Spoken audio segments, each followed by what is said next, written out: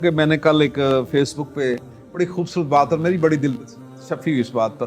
ایک تنظیم ہے یہاں پر عدالت گڑھ میں, انہوں نے ایک باقاعدہ سلوگن لکھا کہ اس دفعہ محفل میلاد میں کوئی بینڈ باجا کوئی اس طرح کی چیز نہیں ہو, جو یہ ہمارے جلوسوں میں لے کے آئے گا اس کو ہم داخل نہیں ہونے دیں گے. مجھے اس بات کی بڑی خوشی ہوئی.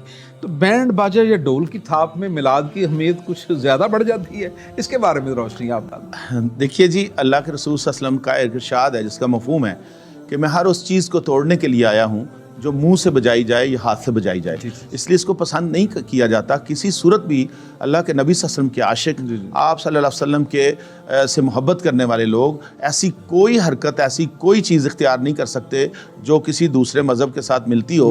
آپ کو تو مشابہت کے یہ بھی گوارا نہیں ہے کہ 10 محرم کا روزہ رکھتے تھے یہودی, اور اللہ کے نبی سے فرمایا میرا زیادہ حق ہے موسیٰ علیہ السلام کے ساتھ, میرے بھائی ہیں, میں اگلے سال 9 اور 10 کا 2 رکھیں گے.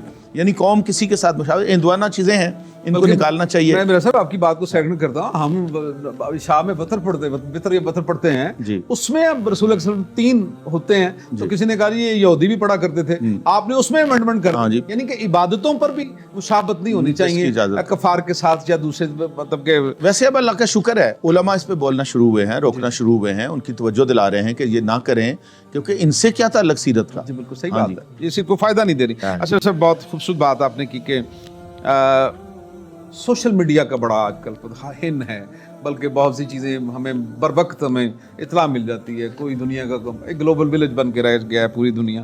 سوشل میڈیا کے دور میں سیرت النبی کو, ایک تو پہلے جلسے ہوا کرتے تھے, جلوس ہوا کرتے تھے, محفل ہوا, اس وقت مولانا حضرات نے تقریر کی, چلیں جی ہم نے سیرت کا اجاگر کر. لیکن آج تو سوشل میڈیا بڑا ان ہے, ہر ایک کے ہاتھ میں ایک مطلب کہ آلہ موجود ہے. تو نوجوانوں میں جدید انداز میں سیرت کو کس طرح اجاگر کیا جا سکتا ہے؟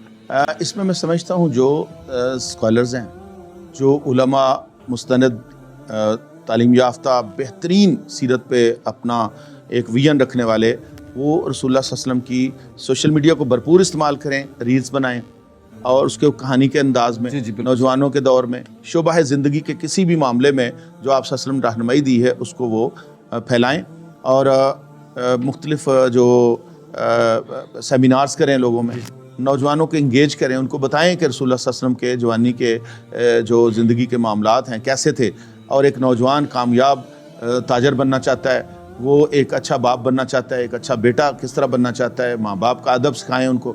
اور اس طرح سے نوجوانوں کو سوشل میڈیا پہ بڑی تفصیل کے ساتھ, بڑی بنیادی چیز ہے کہ سوشل میڈیا پہ ایسی کوئی چیز شیئر نہ کی جائے جو لوگوں کی دل آزاری کرے, فتنے اور فساد کو وہ رنگ دینے والی چیز ہو. اس کو فوری طور پہ ڈال دیتے ہیں آج کل, 1 منٹ میں ڈال دیتے ہیں, لیکن لوگوں کو چاہیے کہ اس کو وہ آگے نہ پھیلائیں. افسوس کی بات ہے کہ نیگیٹو پہلو کو زیادہ اچھالنے کی کوشش. بالکل, امت کو ظاہر انتشار پھیلانے کے لیے اور بھی لوگ ہیں, دشمن ہیں. صاحب میں پوڈ کاسٹ کے آج اپنے اختتام کی طرف بڑھتا ہوں, آخری حصے میں داخل ہو چکا ہوں. آج امت میں فرقہ واریت, اختلافات کے ماحول میں سیرت النبی جو ہے کس طرح اتحاد پیدا کرتی ہے؟ دیکھیے جی, اللہ کے رسول صلی اللہ علیہ وسلم انسانوں کو جوڑنے کے لیے تشریف, آپ نے تو حتیٰ کہ مدینہ منورہ جب ہجرت کر کے تشریف لے گئے, وہاں مختلف مذاہب کے لوگ تھے جن کے ساتھ معاہدے کیے, امن کے لیے, دفاع کے لیے, آپس میں باہمی بقا کے لیے, اور ایک پرامن ماحول رکھنے کے لیے. تو جو امت ہے جن کا قرآن ایک, خدا ایک, رسول ایک, اور ان کے لیے ہر چیز جو ہے کامن ہے, اسی لیے شاید اقبال نے کہا تھا فرقہ بندی ہیں کہیں اور کہیں ذاتیں ہیں, کیا زمانے میں پنپنے کی یہی باتیں ہیں. تو اس طرح سے ان کو دکھ کا اظہار کیا انہوں نے, اس لیے کہا ایک ہو مسلم حرم کی پاسبانی کے لیے, نیل کے ساحل سے لے کے تابخا کے کاشغر. اس لیے امت مسلمہ کے اندر فرقہ واریت پھیلانے والے امت کے خیرخواہ نہیں ہیں, اس کی کوئی گنجائش نہیں ہے, نہ اللہ نے دی ہے نہ رسول پاک صلی اللہ علیہ وسلم. جن سے محبت کرتے ہیں وہ تو محبت کا پیغام لے کے آئے, وما ارسلناک الا رحمۃ للعالمین, وہ رحمت بنا کر بھیجے گئے. لقد جاءکم رسول من انفسکم عزیز علیہ ما عنتم حریص علیکم بالمؤمنین رؤوف الرحیم. اللہ نے ان کو اپنے صفاتی نام دے دیے, رؤوف الرحیم اور شفیق اور مہربان ہونے کے ناطے, تو ان کے نام پہ لڑا جا سکتا ہے جو جوڑنے آئے. جو کسی مسلمان کو وضو میں پانی کے زیادہ بہانے کی اجازت نہیں دیتے, وہ کسی دوسرے مسلمان کا خون, کسی انسان کا خون بہانے کی اجازت دے سکتے. اگر ان کو خوش کرنا ہے, اللہ اور اس کے رسول کی رضا مطلوب ہے, تو پھر اخوت پھر محبت اللہ نے بھائی بھائی بنایا ہے، بہت شکریہ۔ بھائی چارے کا، اخوت کا، محبت کا، اثار کا، قربانی کا، سچائی کا، دیانت کا، خیر خواہی کا، دین و نصیحہ، آپ سے سنوایا دین ہمارا خیر خواہی پہ مشتمل ہے، اس لیے رسول کی تعلیمات تو یہی ایک بن کے رہو۔ بہت اچھی بات آپ نے کی جی۔ میں عرض کرتا ہوں پاکستان کے یہ اگست کا مہینہ بھی ہے، 14 اگست ابھی ہم نے کی ہے، جب پاکستان بنا تھا تو ساری قوم ایک ہوئی تھی، فرقہ واریت سے ہٹ کے اکٹھے ہوئے تھے تب ملک بنا تھا۔ اگر اس کو مضبوط کرنا ہے، اس کو بچانا ہے تو پھر بھی اکٹھا ہونا پڑے گا۔ بہت شکریہ جی، بہت شکریہ، آپ نے بڑی اچھی بات کی، بڑی تفصیل کے ساتھ جو اساس ہے نا اسلام کی اس کو آپ نے کلیبوریٹ کیا۔ اچھا جی، یہ میں چھوٹا سا ایک اور سوال ہے، آگے بڑھتے ہیں کہ اگر ہم آج کسی سے پوچھیں نا کہ آپ رسول سے کتنی محبت کرتے ہو، اس کا ایک نعرہ ہوتا جی غلام ہے غلام ہے۔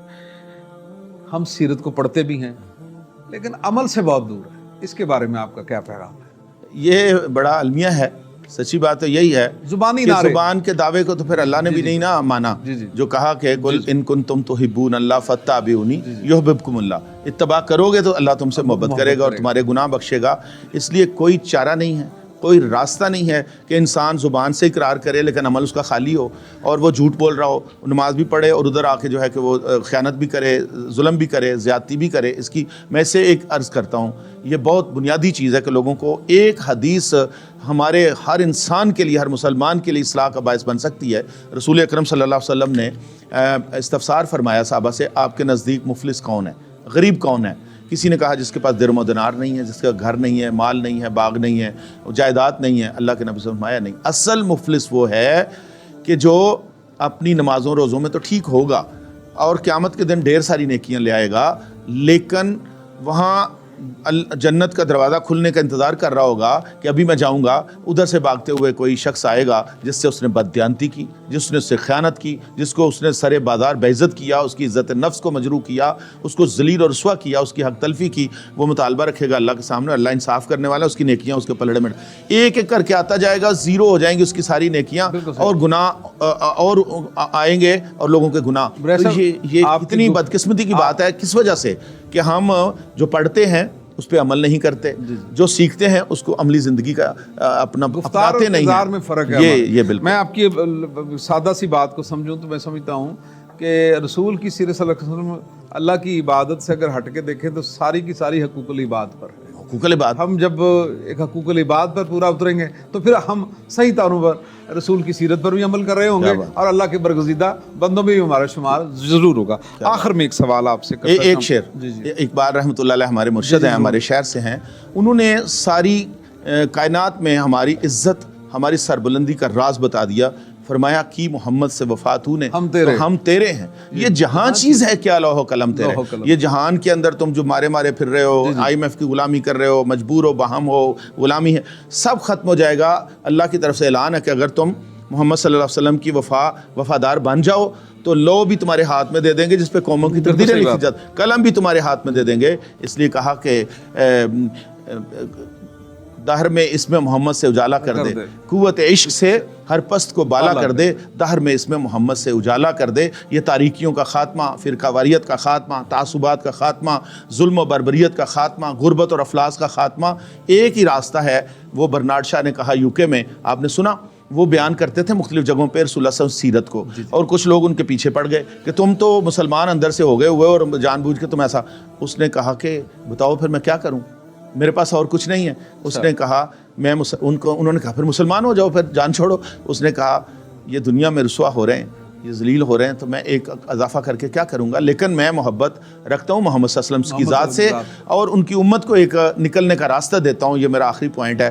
کہا کہ بیک ٹو محمد صلی اللہ علیہ وسلم، واپس آ جاؤ رسول اکرم صلی اللہ علیہ وسلم کے دامن رحمت کی طرف، آپ کی تعلیمات کی طرف، آپ کے اخلاقیات کو اختیار کرو، ایمانیات میں مضبوطی اختیار کرو، اللہ پر توکل کرو، بھروسہ کرو، عزت دار بنو، خوددار بنو، اور غلامی کی زنجیریں کٹ جائیں گی۔ ایک ہی راستہ بیک ٹو محمد صلی اللہ علیہ وسلم۔ آپ نے بڑی خوبصورت بات کی کہ یعنی کہ غیر مسلم لوگ بھی رسول پاک صلی اللہ علیہ وسلم کی ذات کو ایک آخری امید سمجھتے ہیں۔ انسانی پروفیسر ڈاکٹر مائیکل ہارٹ کا آپ نے دیکھا دی 100 جو وہ لکھتا ہے کتنے نمبر دیتا ہے، پہلا نمبر، حالانکہ عیسائی ہے وہ چاہتا کہ میں کرتا تھا کہ کوئی عیسیٰ علیہ السلام، لیکن ہو نہیں سکا، اس لیے کہ کائنات میں درختوں کے حقوق، پھلدار درختوں کو کاٹنے کی اجازت، جنگ اور صلح کے حقوق کے جنگ میں کسی بچے کو، عورت کو، بوڑھے کو نہیں قتل کیا جا سکتا، سرنڈر کرنے والوں کو نہیں ضابطہ اخلاق تھا، مینر، دشمنی میں بھی رحمت ضابطہ ہی رحمت، صلہ رحمی، بڑی خوبصورت محبت۔ فتح مکہ پہ کیا کیا آپ صلی اللہ علیہ بالکل وسلم؟ صحیح بات، چاہتے تو ان لوگوں کا کیا کرتے؟ ہاں جی بالکل۔ اچھا میں صاحب ایک اور آخر میں سوال، ایک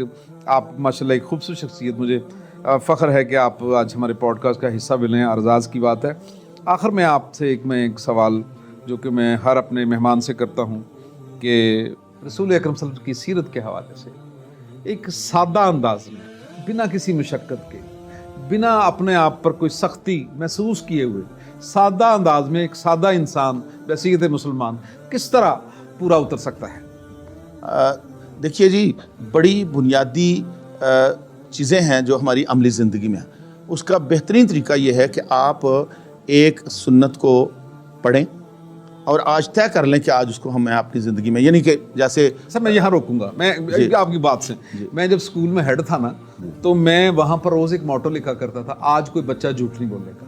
کیا بات، آج میں ایک ہی لکھتا تھا، زبردست۔ سلوگن، آج پورے اسکول میں صفائی ہوگی، کوئی گند نہیں ہوگا۔ کیا بات، آج کوئی بچہ کسی کی چیز کہیں مل جائے تو وہ آ کے آفس میں جمع کروائے۔ یقین کریں کہ مجھے نا، یعنی کہ بجائے اتنی میں نیکیوں کا برمار ان پر مسلط کروں، جی ڈیلی کی بنیاد پر ایک سلوگن چینج کرتا تھا، اور مجھے اس کا چھٹی وقت تک بہت سی چیزیں، کسی کی گمشدہ چیز میری ٹیبل پر ہوتی تھی، کسی نے کہا جی کہ سر میں نے آج بالکل جھوٹ نہیں بولا، سر میں نے آپ کسی کا کوئی گالی، پھر یہ بھی لکھتا تھا کہ آج کسی نے گالی نہیں دینی۔ تو سارا دن یہ میں سمجھتا ہوں کہ بلکہ میں بڑی معذرت کے ساتھ، میں اختلاف نہیں، میں صرف مثال کے طور پر، میں جب کوئی مجھ سے نماز کے لیے، میں اپنے اسکول میں جب اسمبلی میں نمازیں 5 نہیں ہیں، نماز ایک ہے، جو نہیں پڑھتا اس کی ایک، اب ایک سے شروع کرے، جو ایک پڑھ رہا ہے وہ 2 پڑھے، جو 3 پڑھ رہا ہے وہ 4تھی بھی پڑھ لے، جو ایک ہی رہ گئی یار شام نو بھی پڑھ لیا کرو، ٹھیک ہے؟ تو اس طرح میں آہستہ آہستہ اس کو یہ ترغیب بھی دیتا رہوں۔ میں یہی آپ کی بات کو یہی سادہ زبردست طریقہ ہے کہ آج طے کر لیا جائے کہ آج کے بعد میں جھوٹ نہیں بولتا، پھر بات کرتے ہوئے سوچا جائے۔ اور اللہ کے نبی بھی ایسے چھڑاتے تھے۔ ایک شخص آیا تھا نا اتنی ساری برائی کہ مجھے ایک بات بتا دے جس پر میں عمل کروں تو نجات پا جاؤں، تو آپ نے فرمایا جھوٹ نہیں بولنا۔ اسی طرح کسی نے، اور اس لیے جس چیز کو ایک کو اختیار کریں، روزانہ کی بنیاد پہ طے کریں، پھر اس کا جائزہ لیں کہ آج میں نے عمل کیا ہے، تو انشاءاللہ تعالی زندگی باغ و بہار ہو جائے گی، اور آپ کے دل میں جتنی محبت بڑھتی جائے گی اتنا اتباع کا جذبہ بھی بڑھتا جائے گا، اتنا آخرت کا یقین بڑھتا چلا جائے گا، اتنا ہی رسول اللہ صلی اللہ علیہ وسلم کی شفاعت کی خواہش اپنے دل میں پیدا ہوتی رہے گی۔ اسی طرح جام کوثر آپ صلی اللہ علیہ وسلم کے دستے مبارک سے، حوض کوثر سے لینے کی امید لگے جائے گی۔ جناب آج کی ہماری خوبصورت گفتگو، اور اس ہستی پر گفتگو جس کا کوئی دنیا میں ثانی نہیں ہے، اور یقیناً ایک مسلمان کی بقا اسی میں ہے کہ ہم اپنے رسول کی سنت کی سیرت پر عمل پیرا ہو کر ہی اپنی عاقبت سنوار سکتے ہیں، اپنی آخرت سنوار سکتے ہیں، معاشرہ سنوار سکتے ہیں، اپنے گھر کو سنوار سکتے ہیں۔ آئیے آج ہم اس بات کا عہد کریں کہ ہمیں رسول اکرم صلی اللہ علیہ وسلم کی سیرت پر عمل پیرا ہونا ہے، اور ہر حال میں ہونا ہے۔ جی میں گلن صاحب آخر میں یہ کہنا چاہتا ہوں، امت کے نام ایک پیغام، اپنی قوم کے نام ایک پیغام۔ 2 قدریں ہیں بنیادی جن پہ عمل کر لیا جائے۔ ایک ہے ہمارے درمیان قدر مشترک کہ ہم سارے توحید پرست ہیں، مسلمان توحید پرست ہوتا ہے، اللہ کی توحید پر ایمان لاتا ہے، اور توحید بھی ہمیں اللہ کے رسول صلی اللہ علیہ وسلم نے سکھائی۔